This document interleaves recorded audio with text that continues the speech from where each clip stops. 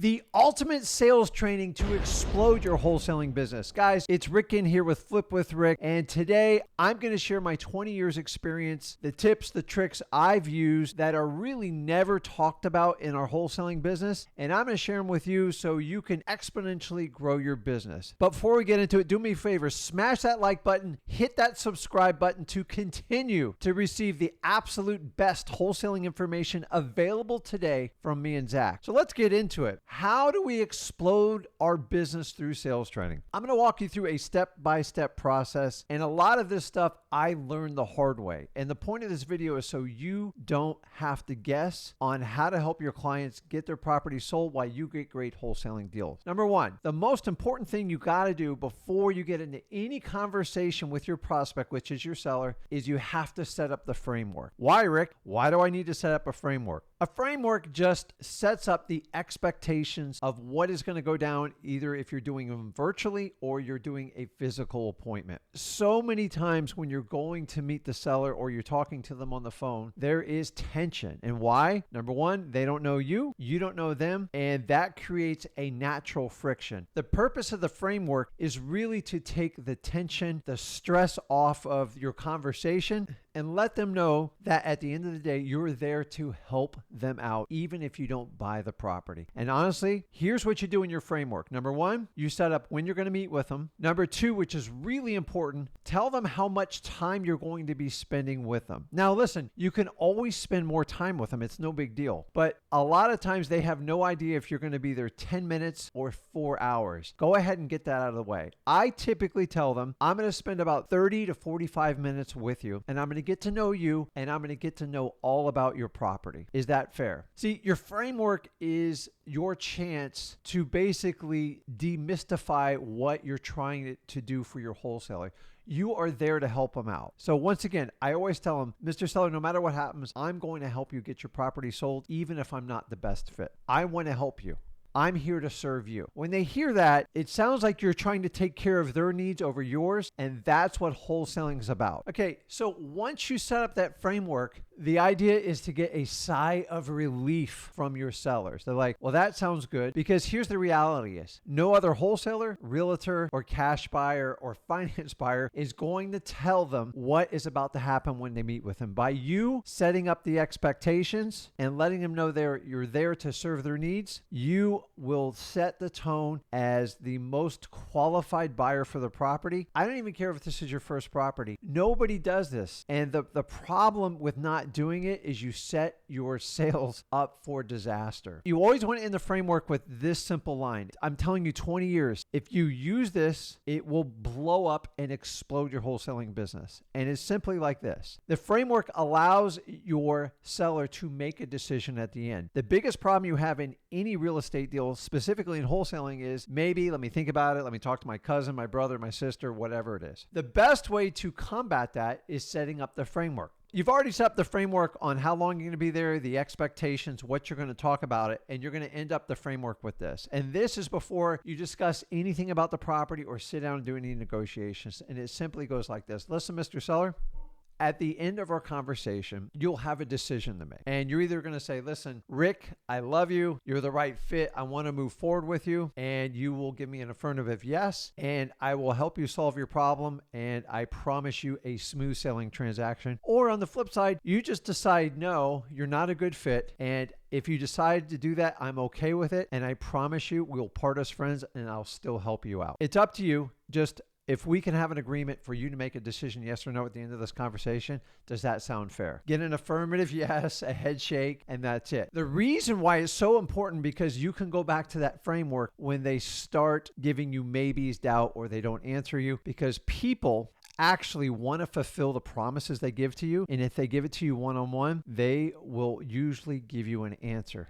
Now, it's awkward. It's a little bit strange, but once you get used to this, guys, I'm telling you, this technique right here alone will explode your wholesaling business. Okay, good. We got the framework out of the way. The next one we're going to move on to is rapport building. And rapport building, I find it to be a double-edged sword for a lot of wholesalers. Most people love to do rapport building. Rapport building is just a connecting bridge to get a great conversation to start. People like to do business with people they like. This is why you hang out with your friends. This is why you hang out with your family, because they're familiar with them. So what you want to do, the first technique in rapport building is get familiar. Now, if you had a chance to look anybody up on social media, but sometimes the older crowd, they're not on there. The beautiful thing about someone's house, which is their home, and if you start referring to it as a home, if they're living there, is you're going to see millions of pictures around the house. You're going to see family. You're going to see sports memorabilia. You're going to see all sorts of collective items. These are your clues to make rapport building very, very simple. Make a mental note as you're touring the house around and start looking at the pictures, and you'll see a theme. If they love football, you'll see football stuff up everywhere. If they're a certain type of football fan, maybe the NFL, maybe college, then that's how you can connect with them. Now, I don't want you to lie, but honestly, if you can't find commonality in any of your sellers, you need to learn this technique and just use the stuff on the wall. Most people connect through family, and everyone loves their kids, their sons, their wives, their husbands, their brothers, uncles,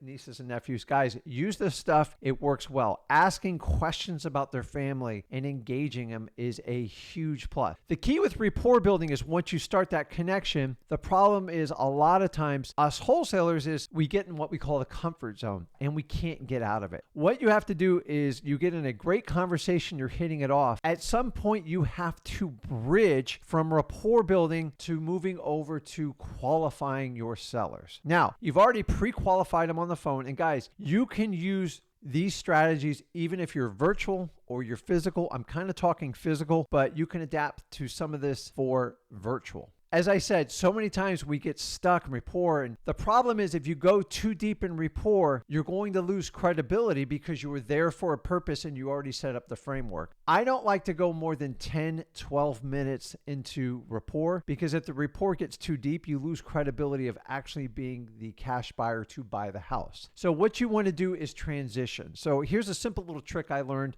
I said, listen, Mr. Seller, I can talk about family all day long. I love kids. I love hanging out with them. I love going on vacation. And honestly, maybe I need to come back and you and me can kind of connect and share family photos. Remember I talked about we're going to spend all the time. I want to keep my promise on time. So let me get in, ask a few questions about the house and see if we can find a good fit. Does that sound fair? You got to find that bridge question from rapport building to getting into your qualifying questions. If you get stuck in rebuilding rapport too long, find out what your bridge statement is. And what I like to do is refer back to my initial framework saying, hey, I'm going to be here, 45 minutes, whatever it says, and for me to stay on time. And then afterwards, we can talk about family, football, fishing, whatever you want to do. Guys, don't stay in the rapport zone too long because it will actually discredit you. Now we're going to move on to qualifying. And for this purpose, you've already qualified them on the phone. So if you're doing a virtual appointment, you're just going to expand on the qualifications. If you're in person, you're going to reaffirm and have them expand on the qualifying questions. So now we're going into the qualifying questions, and you guys already know we basically have 4 pillars of qualifying any motivated seller. The first one's motivation, and a lot of times you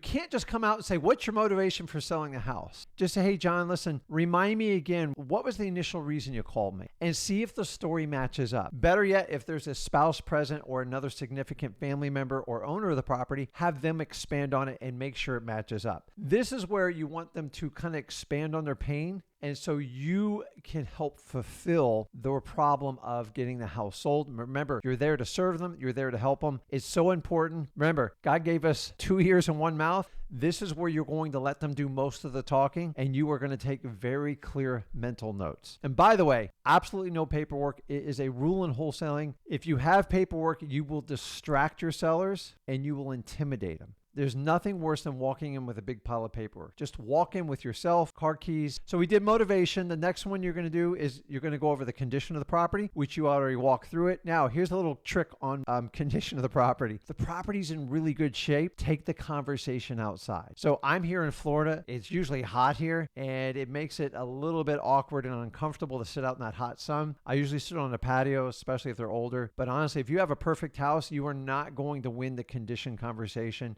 once again, you'll have to go back and focus on their motivation for selling the house. Now, if the house is a train wreck and it's really bad, stay in the house. Stay in the pain. Let them feel their pain because you're going to help them solve this problem. Remember, you're there to serve the seller. The next one is time frame. Time frame is brutally important. Why? Because honestly, if their time frame story doesn't match up with what they told you over the phone to what they did in person, especially if there's a spouse or a significant other or some other party member to the transaction, is you want to get a reconfirmation of when they want to sell it. I love to hear, I want to sell now. I want to sell in 30 days. I want to be done in like 45 days, whatever it is. Smaller the time frame, the better the deal you're going to get. If they need 3 months to 12 months, understanding you're probably going to have to circle the wagons and you're going to have to do massive follow-up to get a good deal. And then the last one is the price. And remember, you don't come out and ask them what the price is. You want to use words like, what do you need to get for this property to move on with your life? Never go with what your ask is, how much you're selling the property, what do you want? You want to use the words like need, get out, what would it take for you to move on? And then this is where you want to help them.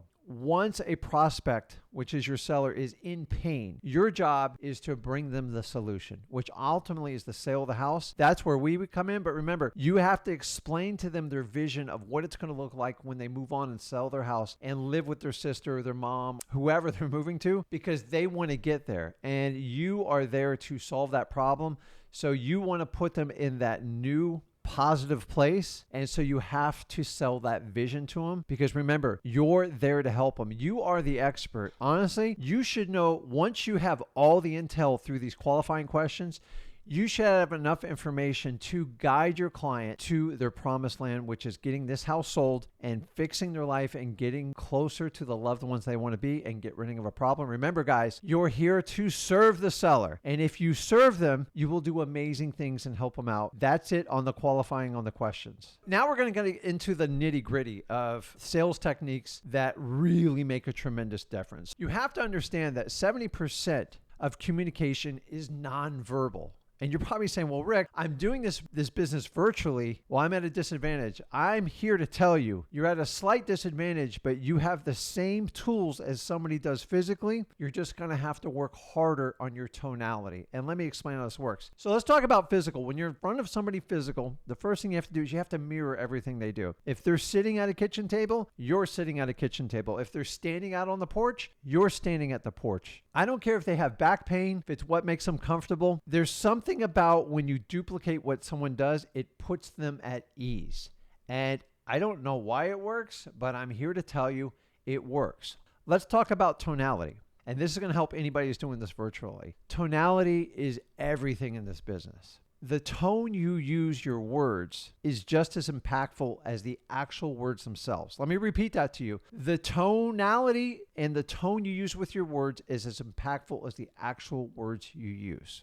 Let me give you an example. If you ever want to ask like a question at the end, you slow down and you raise your voice. And here's the funny part is it's not even actually a question. Like, John, are you interested in selling like now? Do you hear that tonality? It makes a tremendous difference. Now, if you take that on a phone, on a virtual, it's everything because they can't see you. If you can do some sort of virtual interaction, FaceTime or whatever it is, or Skype or anything like that, honestly, those are the rare exceptions. But I'm telling you guys, tonality is the key to connecting with people. I'll listen carefully to my seller's tonality and I'll try to match it. And here's the part you have to understand. Speed of tone is everything.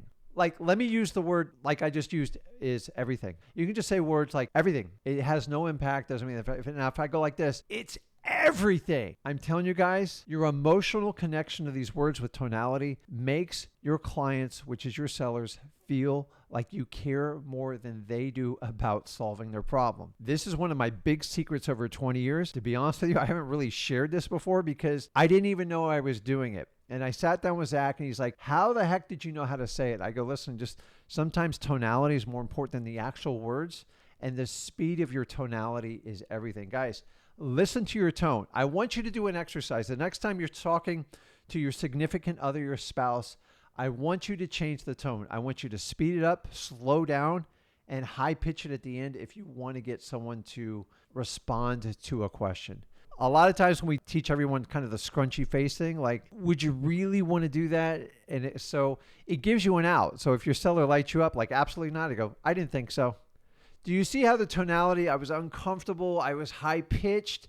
I'm trying to pull information out of my seller. And if it churns on me, I go, I didn't think so. It's that simple. All it is, guys, is a trick you do with tonality. It works very, very well. I also want you to understand is how and when you say your words is just as important that the actual words you say. One last technique on wording. When you ever have someone that will not answer a question or they're kind of hemming and hawing, you simply have to rebut them at least twice and you will win the conversation, meaning you will get the response, the information you need to move forward in the sale. I call it Volling. It's real simple. It goes just like this. Hey, Mr. Seller, what do you need to get for this property? Rick, I don't know. Mr. Seller, I know you don't know, but if you did know, what would you need to get for the property? You see, all I do is re-ask him the question. I push it back over on his court and I look for a response. Now, he's got an option to respond back to me. He feels obligated. This now is what we call a volley match, and he has to serve back. If you respond to him at least twice, he or she will feel obligated to give you an outcome to the question. So I go back again. He's like, listen, Rick, as I told you before, I don't know. I almost feel like I'd be guessing. Hey, Mr. Seller, I get it. I know you're guessing. But if you had to guess, what do you think you'd need to get for this property to move on with your life? By that time, they're either going to answer it or they're going to get really frustrated with you. But remember, you have to solicit responses to move forward with the sale. If you don't get the responses, you are guessing as bad as the seller. And remember, you're the expert there to help the seller to get their house sold. And if you can't get the facts, it's hard to help your sellers out. Guys, use these techniques. They work all the time for me. So last thing on communication is posture. So this is if you're on a physical appointment, your posture is everything. A strong, straight up posture shows confidence. And I'm telling you, confidence rules in wholesaling. Guys, don't forget about your posture. Sit up straight, smile, and go help your sellers out. Now I'm going to get into the nitty gritty tricks that I've used over the last 20 years to close on what I call sellers that aren't quite being cooperative. So one thing I learned early in my career, and I stress this on my entire sales staff and team, is if you ever have competition for the property and they throw out, ABC buyers, they're going to close in like 9 days, and they said you're no good. They said you have no idea what you're doing. Your gut reaction is to fight back and talk negatively about the other competitors. I'm here to tell you, one bad word makes you look like the fool. Always rise above it and respond in positive. I go, listen, I don't really know those sellers, but honestly, I'm here to talk about what I can do for you. And I can only guarantee what I can do. And let me go over the facts of what I can do for you. Remember, that's your time to show them that you care more about them than your ego for your competition. Guys, do not get into an ego exchange. Running over your competition, if it's a realtor, another wholesaler, or the neighbor that wants to buy a property across the street, do not talk negatively, because in the end, it's going to put you in a bad light. Never, ever blame your sellers for what they think or what they say. Even if it's about you or the property or the situation they're in, keep in mind, they're frustrated, they're scared, and by you bashing them is only going to eliminate you from buying the house. Sellers will say some strange things. And remember, you have to care more about them than they actually care about their situation to win at this game in wholesaling. And it shows about how you treat them. Even when negative words are coming out of their mouth, you want to help them. Remember, you are here to serve your sellers. The person who serves the seller best will ultimately wind up buying the property. Don't ever forget that. I've saved the best for last. I'm telling you, this is 20 years. And I searched for this answer for the first 10 to 12 years I did this business. Why would I get on a streak and buy like 15, 20 houses and it was like a cakewalk, and then for a month or two, I would struggle as a wholesaler? Do you ever wonder that? Like, you ever done like 3 or 4 deals back to back and you go, man, I am rocking it. I'm a superstar. Let's look at the difference. When you're killing it, your confidence goes through the roof. Well, confidence is like a muscle. And if you go to the gym and you constantly exercise it, it will get bigger. Confidence is key and it builds over time. And sometimes so many people struggle in the beginning to start with confidence because you have to act confidence to get confidence. But it's hard if you've never done a deal before. I've been there. I've been scared to death to do my first deal. I remember it like it was yesterday. The key with confidence, you ready for this, is conviction, okay? Your conviction has to be through the roof. Now, conviction you can get immediately. Confidence is earned. How is confidence earned? It's earned by doing deals. Conviction is nothing more than your belief. And here's what you have to repeat to yourself whenever you meet with a seller virtually or physically.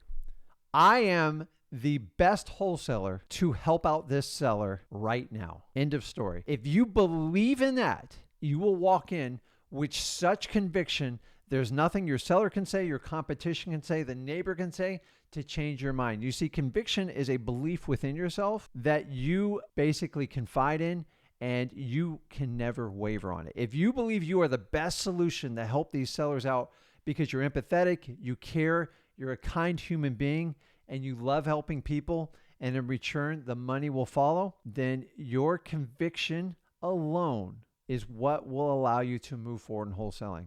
Now, your confidence is going to waver. I'm going to tell you right now, I've been doing this 20 years. I have days where I look around, I'm like, how did we screw that deal up? But here's the one thing I never ever change. It's my conviction. My belief that is every seller that my company helps out, every person I touch, my son, my sales team, they're better off for it. And if you believe in that, you can move forward and fight in this business every day. I can deal with 1,000 rejections to get one yes, as long as my conviction is strong. The minute you lose your conviction, your confidence will tank. And I'm telling you, you have to have an utter belief that you are the best solution for your sellers. Now, let me repeat this. You must believe that you are the best solution for all your sellers. And once you know that, you have your conviction, and your conviction is set in stone. It cannot waver, even if you get 1,000 no's. Your confidence will waver because it is a self-fulfillment thing, and it has to be earned. Let me wrap up the summary of the heart of this conversation is, remember this, that the wholesaler that cares more about helping their sellers out than their sellers actually do will always win as a wholesaler, meaning you're going to buy the most deals. Because I can't tell you how many sellers I've met with, we still currently meet with, and people that we are working on an ongoing basis is that they don't even understand like how rough their house is, their condition, how hard it is to get a buyer, a cash buyer to close on that property quick and get it sold. And I know if I buy that house, I can solve their problem, give them exactly what they want, and give them the convenience and the dignity they need in this transaction. Guys, this is where wholesalers fulfill the need. Don't let anyone else ever waver your mind on this. It is absolutely critical. You see, at the end of the day, if sellers feel your conviction that you are the absolute best fit to help them buy their house, you see, sellers will feel your conviction when they confront their own beliefs, meaning you have experience in this, you care about them more than they actually care about this sale,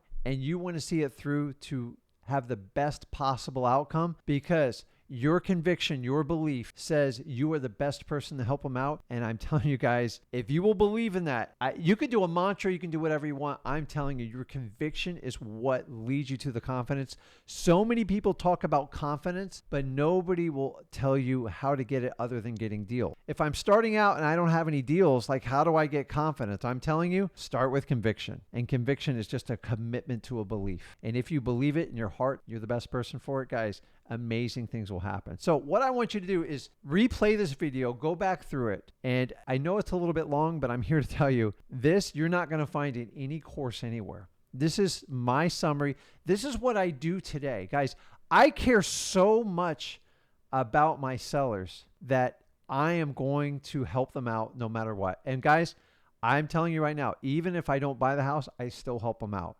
That way, I always know I'm serving my clients. And if you're in this to help people out, the money will come. I promise you the money will come. Start out with your conviction, your beliefs. Guys, you tell me what you think.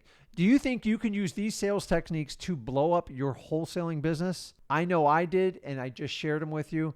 Guys, share in the comments which ones that you are missing, which ones you'd like me to add to it. I would love to hear from you. Smash that like button, hit that subscribe button to continue to receive the absolute best wholesaling information available today from me and Zach, and I'll see you guys in the next video. Thanks.